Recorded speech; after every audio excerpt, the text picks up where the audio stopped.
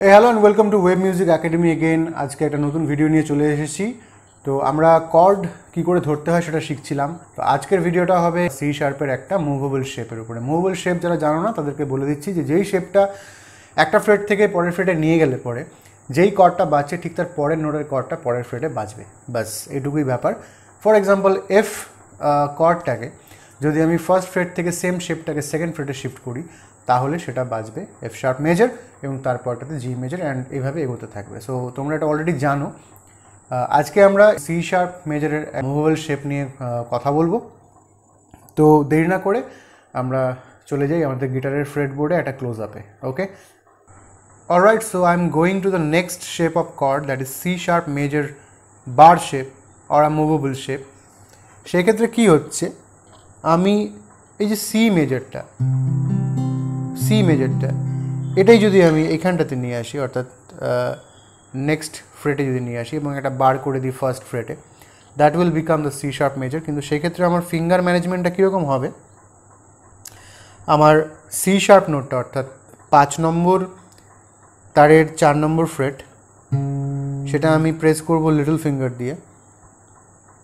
F নোটটাকে press করব আমার ring finger দিয়ে, যেটা আছে 4 নম্বর তারের 3 নম্বর ফ্রেটে। সি শার্প নোটটাকে আমি হোল্ড করব মিড ফিঙ্গার দিয়ে, যেটা আছে সেকেন্ড স্ট্রিংয়ের সেকেন্ড ফ্রেটে। আর ফার্স্ট ফ্রেটটাকে আমি ব্যারি করে দেবো with my index finger and I'll play like this. It is the C sharp major movable shape এবং এটাকে অ্যাজ ইউজুয়াল আমি যদি শিফট করতে থাকি একটা করে fret, then it will behave like the D sharp, E major, F major and all that. ঠিক আছে, তো এই ছিল আমাদের আজকের দুটো শেপ, যেটা আমি ডাইরেক্ট গিটারে দেখিয়ে দিলাম। হোয়াইট বোর্ড আজকে আমি ইউজ করলাম না এবং আমার মনে হয় বুঝতে কোনো অসুবিধা হবে না।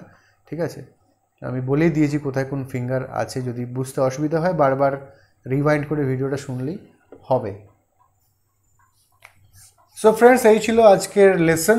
এইখানে মেজর কর্ডের শেপের সিরিজটা শেষ করছি, যেখানে আমরা সমস্ত ওপেন শেপস এবং 3টে বার শেপ আমরা শিখে নিলাম, যা দিয়ে আমরা সমস্ত মেজর কর্ডস পেয়ে যাব। 12টা মেজর কর্ডসই আমরা পেয়ে যাব।